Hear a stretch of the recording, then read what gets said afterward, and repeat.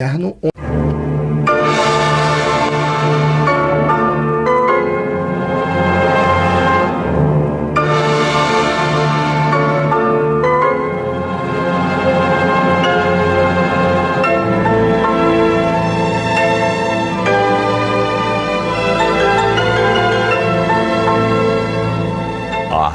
Rio de Janeiro, a emissora da Fraternidade, passa a apresentar Luz na Penumbra, programa que leva ao seu coração a mensagem da doutrina espírita.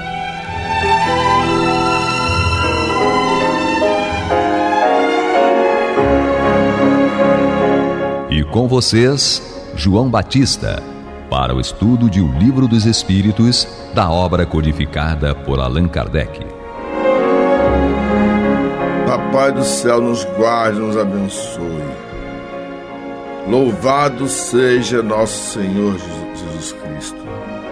E que possamos fazer do tempo esta dádiva que a todos nós é dada de maneira igual, um recurso a mais para que a nossa caminhada seja cada dia mais firme e consistente na conquista dos valores espirituais que nos levarão à verdadeira felicidade.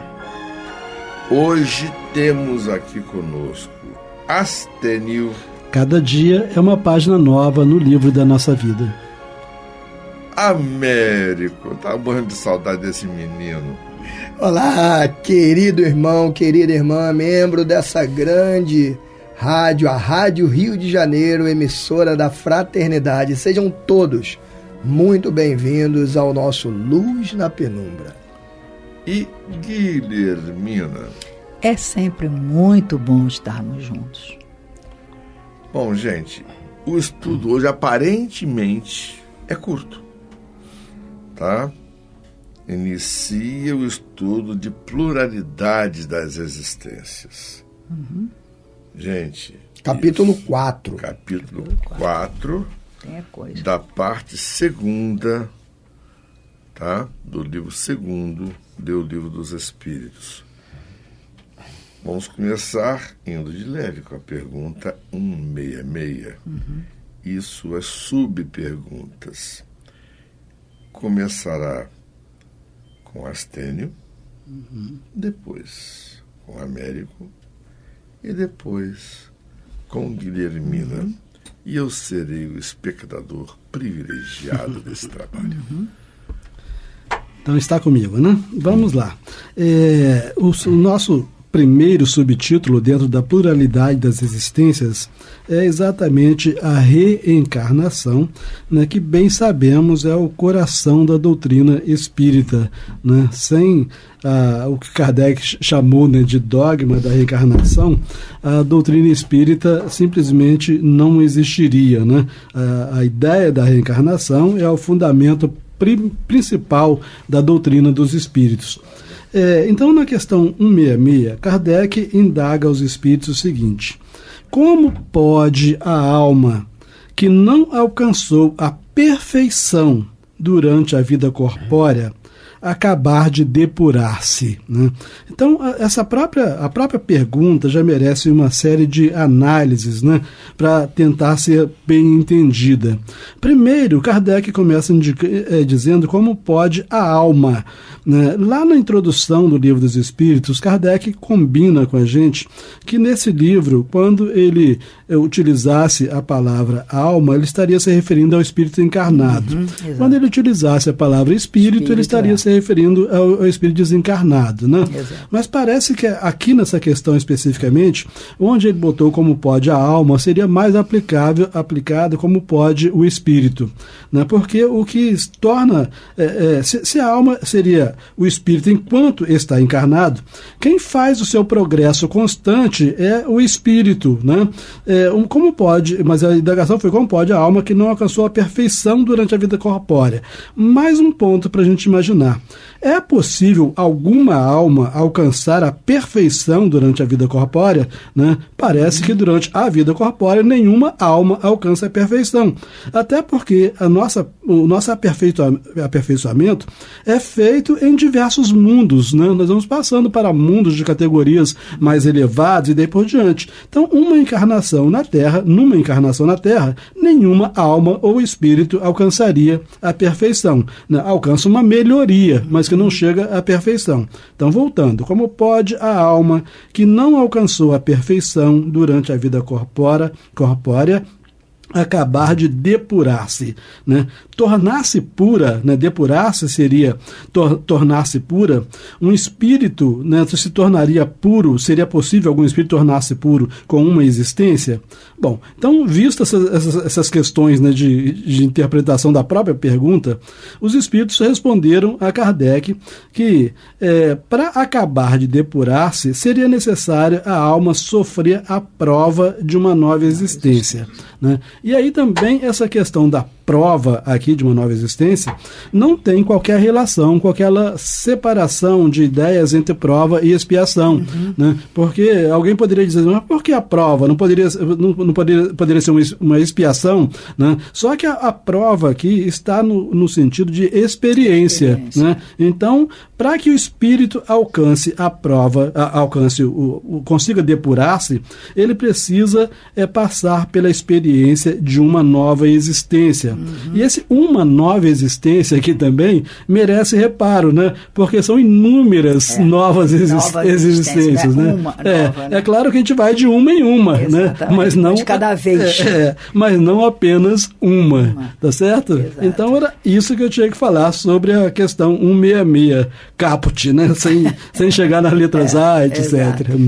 Lembrando, né, que nós estamos aqui iniciando esse capítulo que fala sobre a pluralidade das existências, onde Kardec começa a mostrar para nós o que seria a reencarnação. Então, a reencarnação, que inclusive é o subtítulo, né, do que nós estamos estudando agora, a reencarnação é isso.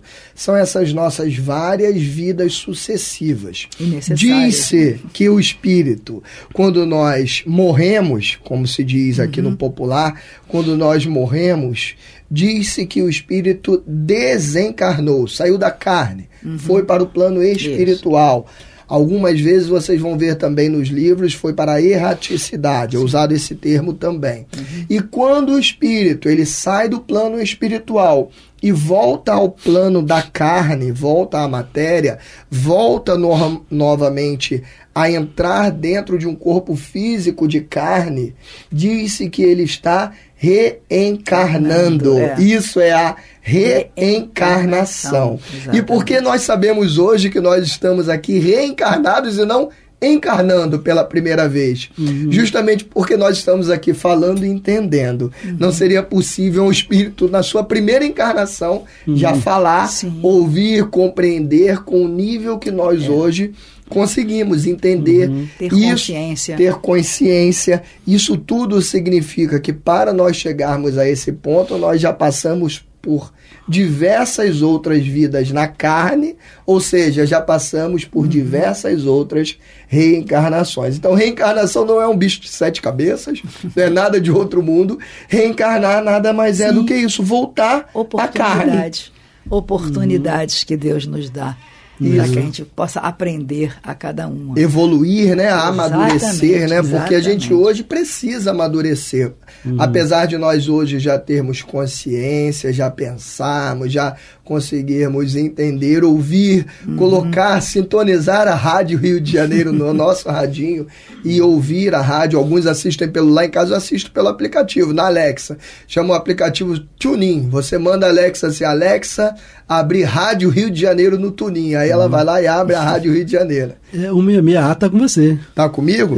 Então vamos lá. No 166A falou assim, senão eu fico aproveita. No 166A, os espíritos são questionados por Kardec no seguinte sentido: como a alma realiza essa nova existência? Ou seja, aqui ele já deixa claro que é uma nova existência, uma nova experiência na carne, uma reencarnação.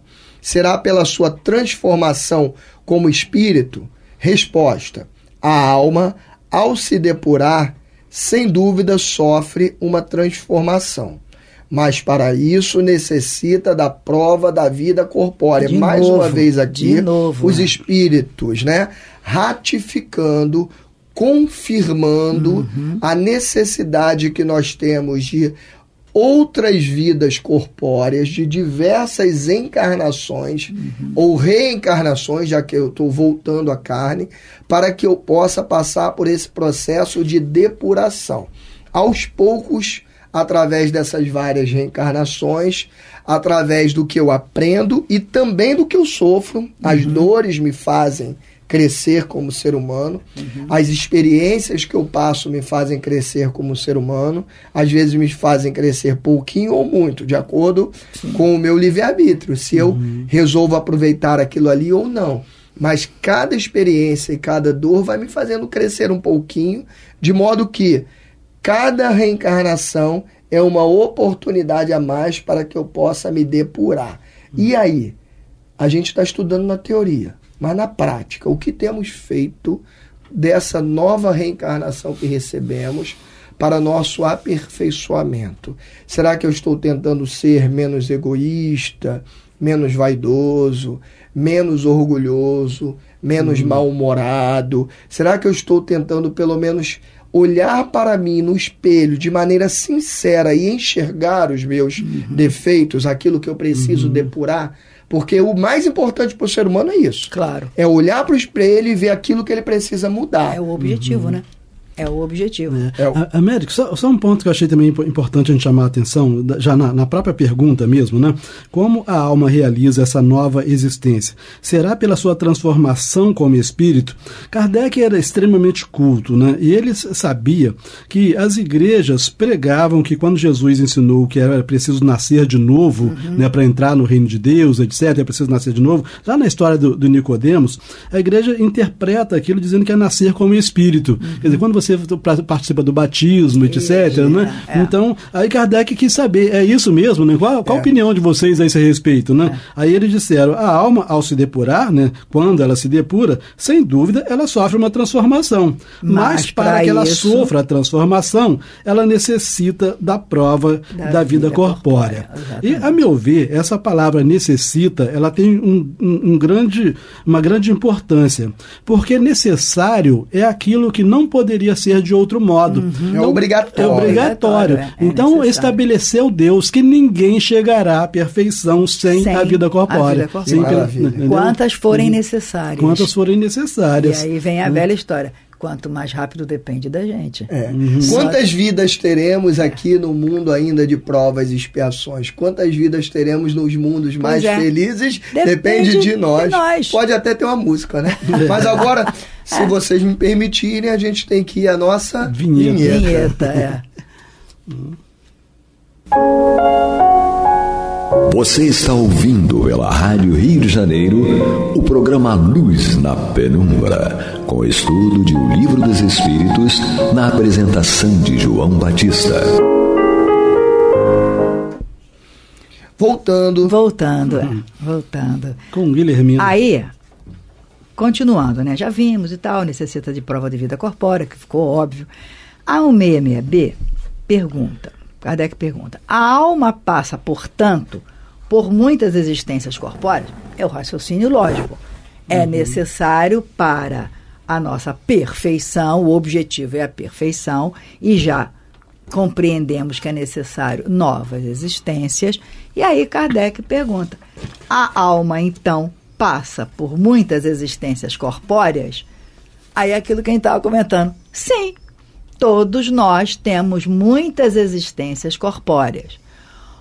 Aí, por óbvio, né? Muito, porque nós não conseguiríamos, no nosso estágio de evolução espiritual, uma existência corpórea para, vamos assim, depurar todo o necessário. Então, como Deus é perfeito e bom, Ele nos faculta, tanto é que você não sei quanto, existências corpóreas, no plural.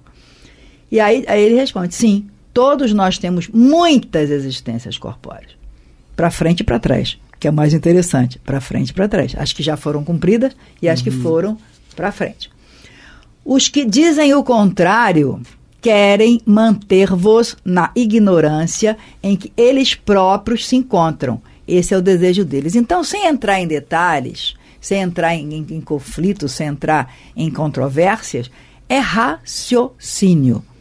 Por quê? Se para que nós nos depuremos é indispensável haver as existências corpóreas. E para isso é necessário que reencarnemos várias vezes.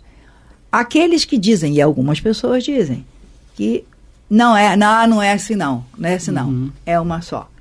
Então... Na verdade, Guilhermina, isso acontece, né, em toda a nossa vida. Quando nós vamos, por exemplo, para a escola, desde o nosso início lá do ano, a gente começa a fazer a nossa série, chega no final do ano, a gente, passando de ano, a gente vive uma nova experiência. Exatamente. Ou se nós não conseguirmos, nós temos a possibilidade de voltar e repetir aquele ano. Exatamente. Isso é assim através dos pais que nos dão novas chances de melhorarmos aquilo que nós não conseguimos melhorar. E seria por demais ilógico, injusto, se Deus nos desse uma única oportunidade. Não, e não tem sentido, considerando que uma única oportunidade não seria suficiente. Isso já está claro, óbvio. Então, nós precisaríamos de outras. Aí Deus, não, só tem essa, dá teu jeito. Isso, se não for nessa, vai ficar... Isso aí, a gente precisa lembrar também, como a Guilhermina falou, né? De uma maneira muito tranquila, sem entrar em embate. Claro. Mas a gente precisa lembrar nesse momento do que está lá no livro Céu e o Inferno, onde ele discute a justiça das penas eternas, que são apregoadas por algumas religiões até hoje, infelizmente, que dizem o quê? Que dependendo da forma pela qual eu viva essa minha vida, e algumas vezes até vão mais... Essa forma não quer dizer se eu estou sendo bom ou ruim, não, mas se eu sigo ou não determinado ritual. Exato. E dependendo disso, nessa única existência, eu vou parar eternamente no céu ou eternamente no inferno. Então, que Deus seria esse? Que justiça divina seria essa que me obriga a ficar o resto da minha existência no inferno sem me dar nenhuma chance. Possibilidade. Não tem sentido. Nenhuma outra possibilidade. O raciocínio próprio já diz que isso não tem sentido. Aí, a 166C. Só um pouquinho antes claro. da 166C. Claro. Só aquele meu hábito de ficar analisando as colocações, né?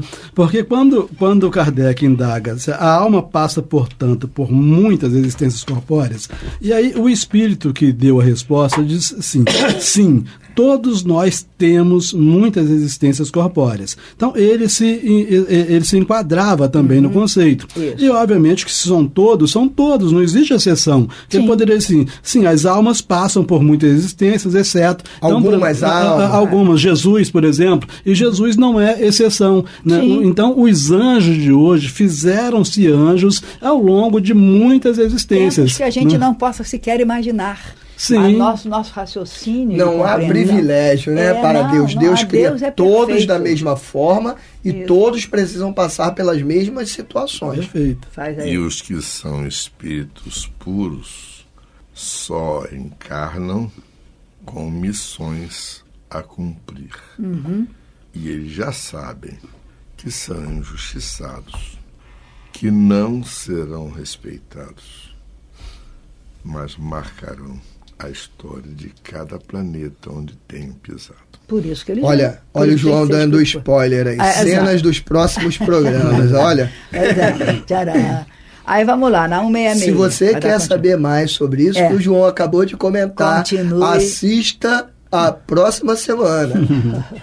Então, a 166 fecha o seguinte. A 166. Lembrando, voltando aqui, que nós estamos vendo reencarnação na pluralidade das existências. No capítulo 4. Capítulo 4. A 166C pergunta, Kardec pergunta, eu acho tão interessante a pergunta e a resposta dessa, é fantástico. Parece resultar desse princípio das existências corpóreas, das múltiplas existências corpóreas, parece resultar desse princípio que a alma, depois de haver deixado um corpo, toma outro. Em outras palavras, que ela reencarna em novo corpo. É assim que se deve entender. é a coisa mais óbvia, considerando que o corpo, que é a ferramenta material que o espírito precisa para manter o seu progresso, o seu aprendizado.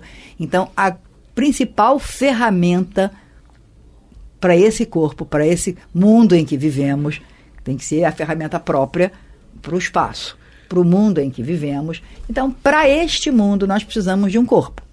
Este corpo nós recebemos ao nascer e este corpo retorna, quando desencarnamos, retorna para o chão, retorna para onde ele faz parte do mundo corpóreo. Ele vai ser reabsorvido. Fala. O interessante dessa resposta é Kardec, que foi Nicodemos e que se encontrou com Jesus naquela época. Ele recebeu uma informação.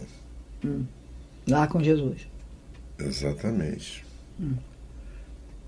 Não te surpreendas eu haver dito que tens que viver novamente para chegar ao reino dos céus. E ele perguntou, o homem tem que voltar para o ventre da mãe? Jesus, pois que tu que és doutor da lei, que conheces as coisas do Espírito, não sabes sequer distinguir uma coisa da outra? O que é da água é da água.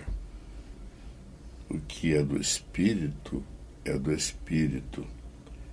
Essa resposta foi simbólica, porque para quem vivia no deserto, a água significava a vida orgânica. Material. A vida material. A vida orgânica material.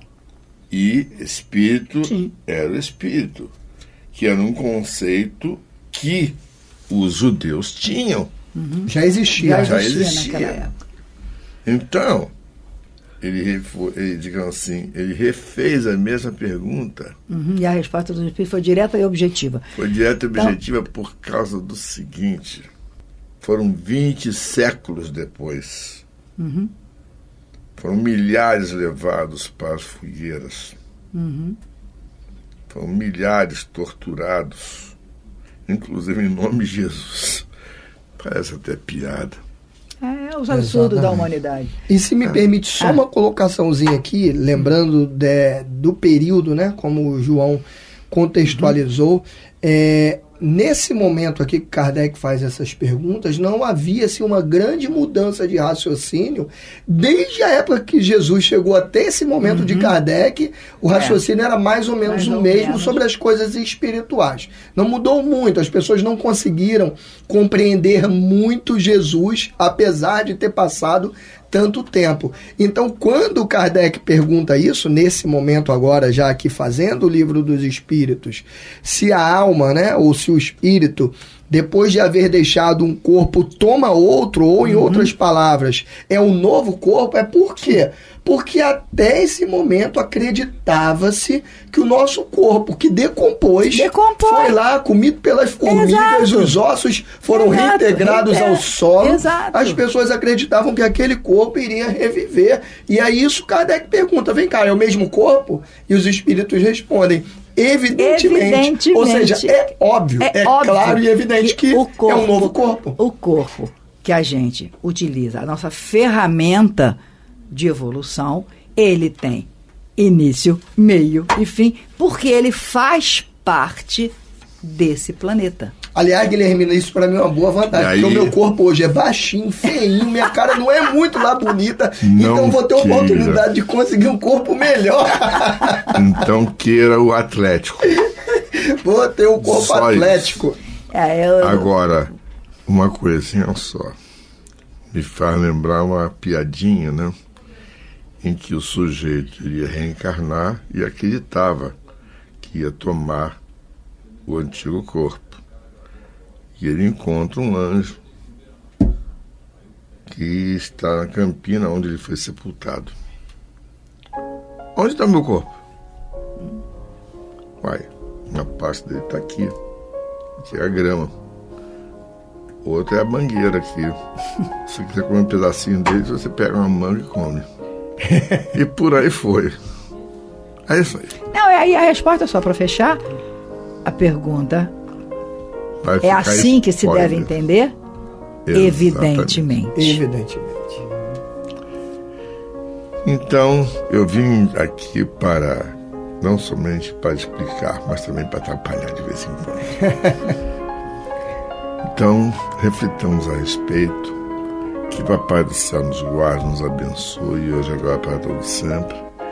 Que louvado seja nosso Senhor Jesus Cristo, e que possamos fazer do tempo esta dádiva que a todos nós é dada de maneira igual, um recurso a mais para que a nossa evolução se faça o mais rapidamente possível, para que consigamos chegar à verdadeira felicidade.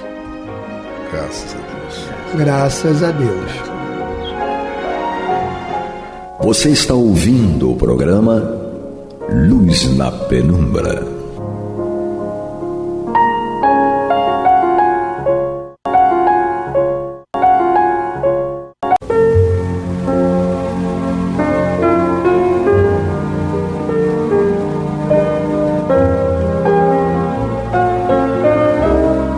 A Rádio Rio de Janeiro está levando ao seu lar e ao seu coração a mensagem consoladora da doutrina espírita, através do programa Luz na Penumbra.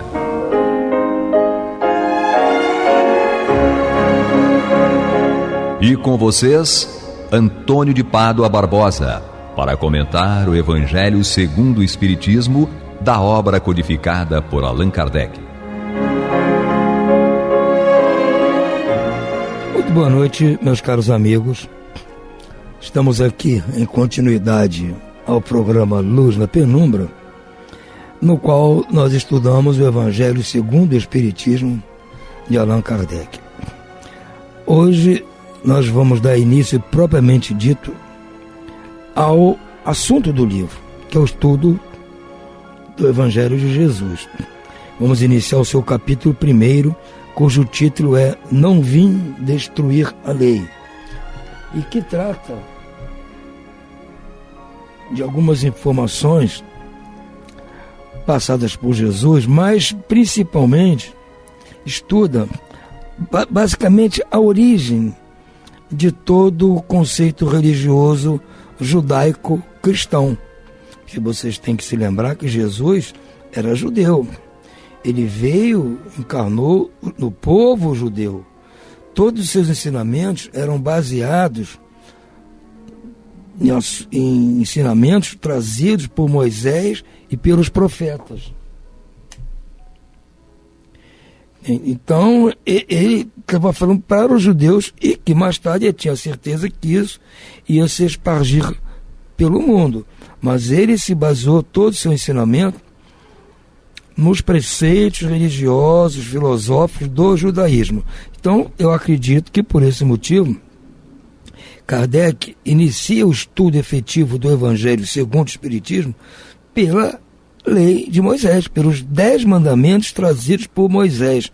E como título ele botou esta frase de Jesus: não vim destruir a lei, para mostrar que exatamente isso. Jesus não veio destruir a lei que existia na época, a lei de Moisés, da qual se originavam todas as outras leis, inclusive leis da sociedade, leis administrativas, leis econômicas, de todos os relacionamentos da sociedade hebraica. Todo esse tipo de comportamento era baseado nas leis de Moisés e que foram, com o passar dos tempos, sendo acrescentados dos conceitos, explicações trazidas pelos profetas. Jesus costumava sempre dizer: isso vale mais, isso que eu estou ensinando vale mais do que está nas leis e nos profetas. Então, se dizia isso, não, estou trazendo uma informação que sintetiza tudo que está na lei e nos profetas. Então ele diz, não vim destruir a lei de Moisés, nem os profetas disseram, vim acrescentar ou elucidar. Então eu acho que é correto Kardec iniciar o estudo do Evangelho de Jesus por essa parte, o Decálogo de Moisés. Então ele já inicia aqui no item 1 com versículos do Evangelho trazido por Mateus, que diz o seguinte: não penseis que eu tenha vindo destruir a lei ou os profetas. Não os vim destruir, mas cumpri-los, porque em verdade vos digo que o céu e a terra não passarão sem tudo o que se acha na lei esteja perfeitamente cumprido, enquanto reste um único iota e um único ponto. Então ele está reafirmando que ele veio dar cumprimento à lei de Moisés e o ensinamento dos profetas. Então Kardec está mais do que justificado em ter iniciado o estudo do livro do Evangelho segundo o Espiritismo com esse pensamento de Jesus, essa afirmação de Jesus. Então diz aqui o subtítulo Moisés. Há duas partes distintas na lei mosaica: a lei de Deus promulgada no Monte Sinai e a lei civil ou disciplinar estabelecida por Moisés. Uma é invariável, a outra, apropriada aos costumes e ao caráter do povo, se modifica com o tempo. A lei de Deus está formulada nos 10 mandamentos seguintes. É exatamente isso que acontece. Como eu disse, a lei de Moisés, a lei trazida de Deus, se baseia em todo o conceito religioso, filosófico, comportamental nosso, humano. Agora, as sociedades precisam de leis para se relacionar, as pessoas precisam viver, se relacionar, ter seus trâmites econômicos, comerciais, de ligações de sentimento e tudo mais. Precisam da lei para essa dinâmica. E isso varia conforme o tempo passa. O tempo vai passando, a sociedade se modifica, às vezes num local alguma lei é de um jeito, em outro local é de outro jeito, num tempo é de um jeito, num tempo futuro é de outro. Isso vale até hoje. Os países todos têm leis sociais distintas, leis civis distintas. Agora, e eventualmente, em alguns até leis morais distintas. A moral muda. Agora, a lei de Deus não é uma lei moral, é uma lei ética. A ética não muda. Ética é ética, não muda. Agora, a moral pode variar conforme o tempo, o local, as pessoas envolvidas. Assim como as leis civis. Então diz assim, no item 1, do primeiro mandamento: eu sou o Senhor, vosso Deus, que vos tirei do Egito, da casa da servidão. Não tereis diante de mim outros deuses estrangeiros. Não fareis imagem esculpida, nem figura alguma do que está acima do céu, nem abaixo na terra. Não os adorareis, nem lhes prestareis culto soberano. Primeira determinação. E dá para a gente notar que Moisés tinha que ser assim, meio taxativo e não muito explicador das coisas, né? Ele falava exatamente isso, é um mandamento de Deus. Deus diz isso, ponto final, tem que se cumprir. Não precisava dar uma explicação. Ele não podia se perder dando explicações a todo mundo. E como ele tinha moral, prestígio na época, então o que ele dissesse, ainda mais falando que é a palavra de Deus, as pessoas tinham que aceitar. O segundo mandamento: não pronunciareis em vão o nome do Senhor vosso Deus. É a mesma coisa. Primeiro, Deus diz que ele é o Deus único, não admite nenhum outro Deus ligado às coisas materiais. E diz que nós não podemos pronunciar o nome dele vãmente, sem motivo. Não pode ficar usando o nome do Senhor, o nome de Deus, sem motivo. Lembrai-vos de santificar o dia do sábado. Também é um preceito que, em tese, é dito por Deus, exigência de Deus, mas que, no fundo, tem uma conotação também um pouco civil, administrativa, para poder ordenar aquelas pessoas de forma que não abusassem do trabalho sem um descanso, porque o corpo não ia suportar tanto assim. Além do que, naquela época ainda era permitido ter servos, escravos. Então até para eles precisava de um descanso, senão os homens vão abusar disso. Estão dizendo que é Deus que diz, não, o sábado é sagrado, não pode trabalhar no dia de sábado, tem que descansar, vai ser um dia dedicado ao descanso e a Deus. Quarto mandamento: honrai a vosso pai e a vossa mãe, a fim de viver de longo tempo na terra que o Senhor Deus vos dará. Então está dizendo, olha, preciso honrar. Isso nós vamos estudar num capítulo mais adiante. O que significa esse honrar pai e mãe? A fim de que tendes longo tempo na terra que o Senhor vosso Deus vos dará.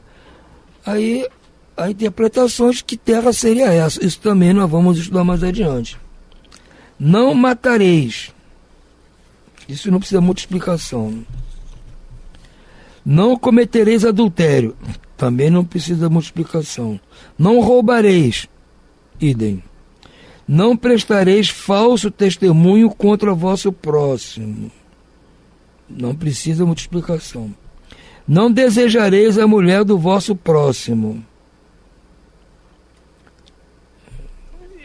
E por último, não cobiçareis a casa do vosso próximo, nem seu servo, nem a sua serva, nem o seu boi, nem o seu jumento, nem qualquer das coisas que lhe pertençam.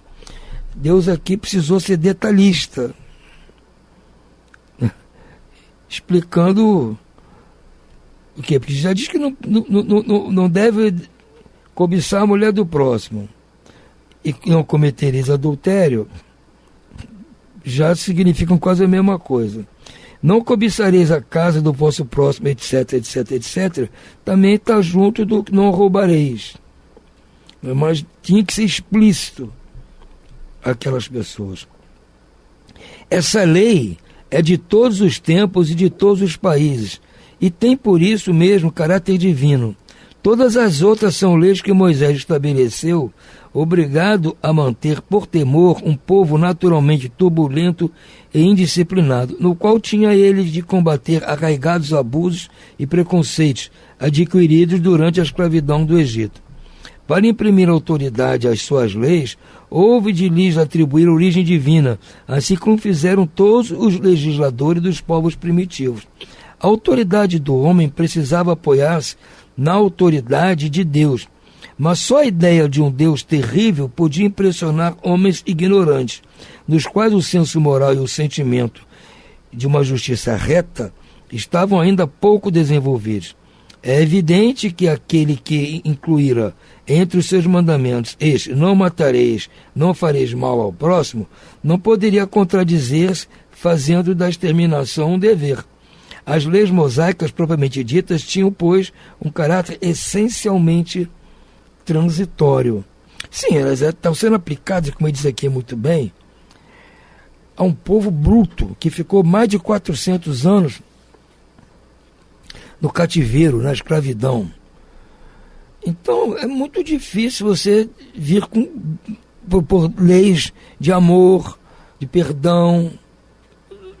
É muito complicado chegar para as pessoas, depois de 400 anos escravizadas, propor isso. Então tinha que ver com leis duras, dizendo, Deus mandou fazer isso, ponto final. E como ele tinha feito alguns prodígios, não só na época que queria libertá-los lá do jugo do faraó, bem como no trajeto pelo Sinai, segundo o consta lá as escrituras, 40 anos, ele tinha poder com aquelas pessoas, que ele tinha feito milagres. Então as pessoas, irmão, se a gente não obedecer o que ele está falando, ele pode nos castigar. Moisés pode nos castigar. Ou Deus, por meio de Moisés. Então eles tinham que obedecer desta forma. Agora, além desses 10 mandamentos, Moisés ainda propugnou mais de 600 outros mandamentos que vão estar estabelecidos na Torá, que são aqueles primeiros 5 livros da religião judaica. Nesses livros são desenvolvidos tudo o que aconteceu com eles, quer dizer, conosco inclusive, porque diz que é desde a Gênesis, desde a criação do mundo, passa pelo Êxodo, por toda aquela situação deles saindo do cativeiro do Egito, e mais outras coisas que aconteceram durante a implantação da vida desse povo hebreu lá na Terra Prometida, na Terra Santa, que chamavam lá em Canaã. Então, nesse período, Moisés propugnou ainda mais de 600 mandamentos. Então, mas todos eles relacionados a coisas do dia a dia. E hoje, até hoje, muitos deles, aqueles judeus muito arraigados, judeus ortodoxos, fazem questão de cumprir e exigem que os outros cumpram, coisas que não fazem mais sentido no dia de hoje. Mas eram importantes naquela época, como Kardec está escrevendo aqui. A quem estavam sendo dirigidos esses mandamentos? Então você tem que, vamos dizer assim, mesmo que você traga muitos esclarecimentos, você tem que dosar em função do entendimento, do esclarecimento, do conhecimento daqueles a quem você está trazendo essas novidades, esses esclarecimentos. Aconteceu mesmo com Jesus.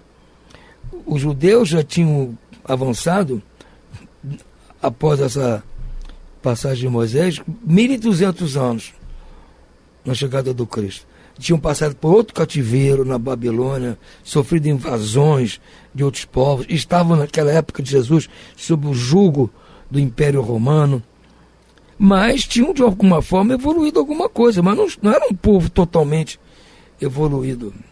Então Jesus trouxe o seu evangelho propondo o amor, o perdão, a caridade, tudo isso para um povo ainda embrutecido, mas precisava trazer.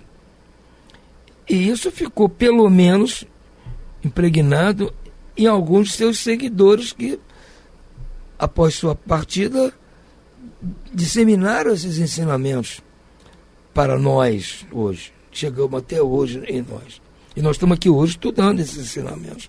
E hoje nós temos mais condição de entender essas propostas do Cristo. E mesmo assim, para muitos de nós, torna-se difícil não exatamente entender a proposta do Cristo, mas pô-las em prática. É difícil, por isso que nós temos que estudar aqui o Evangelho.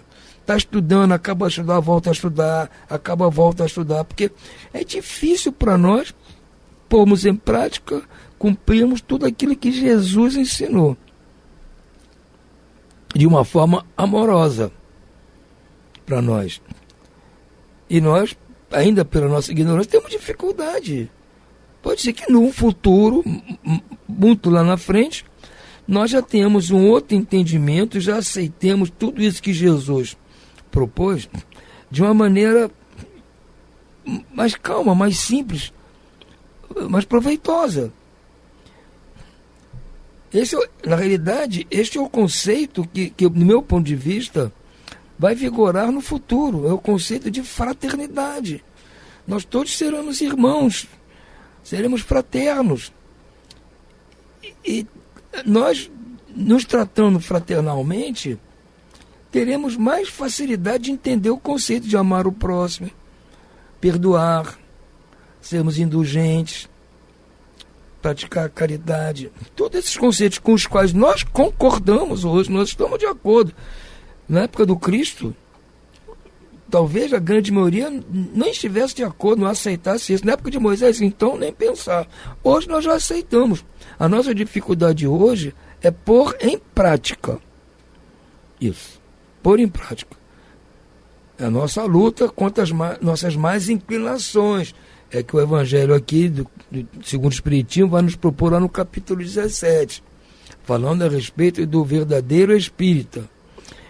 Aquele que se transformou moralmente, ou seja, a nossa moral hoje é diferente da moral que tínhamos antes. Agora, para nós cumprirmos tudo que a nova moral com a qual nós concordamos nos propõe, nós temos que cumprir tudo que essa nova moral nos propõe, nós temos dificuldade, temos uma tendência ainda de fazer algumas coisas que a outra moral antiga aceitava e que a nova não aceita, e que nós estamos acordes com isso. Nós aceitamos, mas fraquejamos e ainda tendemos a agir da forma antiga. Então é a segunda parte. Reconhece o verdadeiro espírita pela sua transformação moral e pelos esforços que faz para dominar suas más inclinações. As más inclinações são frutos da moral antiga. Essas más inclinações que nós temos ainda. E estamos lutando para dominá-las. Esse é o nosso posicionamento hoje, de verdadeiros espíritas. No futuro, talvez nós até nem sejamos mais espíritas, porque isso já vai estar tão dentro de nós, o conceito da nova moral, já teremos nos transformados totalmente, não estaremos mais praticando coisas da velha moral e não estaremos mais fazendo esforços para dominar nenhuma má inclinação, porque não vamos ter mais inclinações. Então, talvez, como questão de agradecimento, de honra, vamos recordar o tempo que fomos espíritas e o espiritismo nos ajudou nessa transformação, nessa luta. Mas agradeceremos muito ao espiritismo por nos ter ajudado nessa hora difícil que nós passamos, mas agora o espiritismo não está sendo mais necessário para mim. Eu já atingi plenamente a nova moral, já não tenho nenhuma má inclinação. Aí o que me resta fazer? Voltar aqui ao planeta, encarnar para ensinar aqueles que ainda estão passando pelo processo de transformação moral, de luta contra as más inclinações, que ainda precisam do espiritismo para isso. Nós vamos voltar para ajudá-los. Assim como muitos têm vindo hoje nos ajudar. Nós temos aqui vários nomes dentro do nosso conceito espírita, de espíritos que encarnaram aqui para nos ajudar, a começar pelo próprio Allan Kardec. E todos os outros que vieram até nós, esses mais modernos que estão aqui, nos ajudando. Alguns já voltaram à parte espiritual, outros ainda estão entre nós, mas estão nos ajudando com seu exemplo, com a sua dedicação, com seus aconselhamentos, a que nós consigamos vencer as nossas más inclinações. Então, por hoje, era isso que nós tínhamos.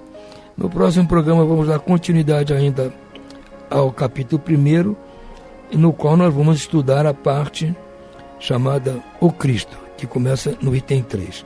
Por hora, desejo a vocês todos muito boa noite e muita paz.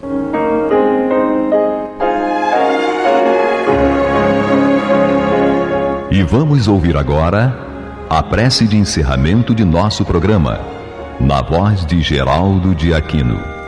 Jesus, dá-nos coragem para a luta, piedade para os insultos e misericórdia para as injustiças e ingratidões. Limpa nossa alma de inveja e ambições mesquinhas, de ódio e de vingança o nosso caminho.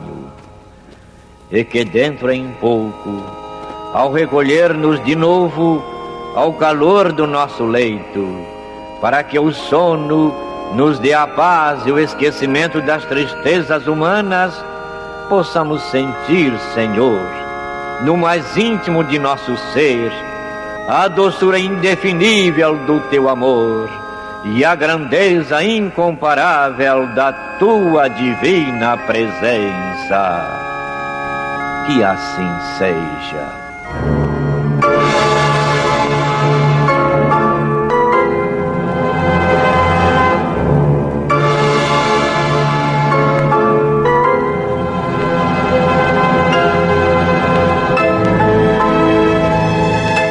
acabamos de apresentar o programa Luz na Penumbra, que voltará a ser apresentado amanhã às 21 horas nesta emissora.